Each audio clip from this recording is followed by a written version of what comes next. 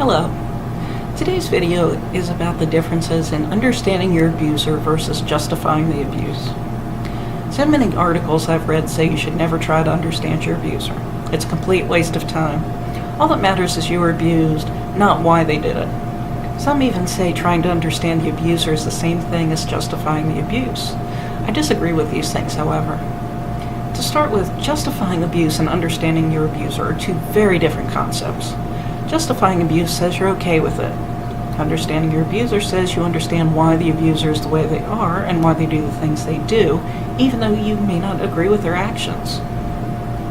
I also believe you can heal while understanding your abuser, but you can't heal if you're justifying what they've done. Justifying the abuse they've done to you means you're in denial about the fact the abuse was that bad. You make excuses for it, and you don't face the problems and pain it's caused you. You can understand your abuser while still facing the fact the abuse was really bad and it was wrong. With that being said, though, I don't think understanding is necessary for everyone for their emotional healing.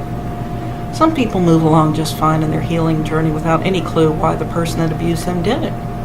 Other people are more like me, though, and understanding their abuser has been helpful towards their healing. For me, understanding why my parents are as they are has been quite important. It's shown me that they're the problem, not me.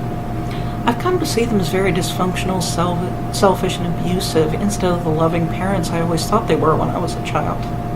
I see clearly now that they did and said horrible things to me in order to get whatever they wanted from me, primarily narcissistic supply and obedience.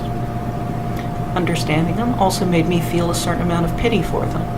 Not enough to return to tolerating their abuse, of course, since that would be just, stupid, but enough pity to pray for them daily. Matthew 5:44 says we should pray for our enemies. That is a tough thing to do. I really didn't want to pray for my parents, but I felt God wanted me to. Not that I wished anything bad on them, I just didn't want to pray for them. Once I did feel some pity on my parents, though, praying for them became a lot easier. In fact, I do it daily. Like I said, it's not necessary for everyone to understand their abuser if they want to heal emotionally. Everyone is different, and I'm sure some of you watching this won't understand why abusing my parents helped me. That's totally fine. You have to do whatever works for you to help you heal.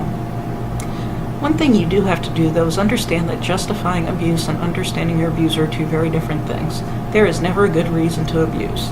No one can justify deliberately hurting another human being, especially a child, especially your own child. Understanding your abuser, though, simply means you understand that person operates in a very dysfunctional way, probably because of problems in their own past.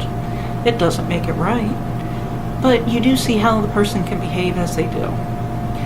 This also does not mean you tolerate the abuse. You can understand your abuser while protecting yourself from further abuse. Thank you for watching my video, and I'll see you next time.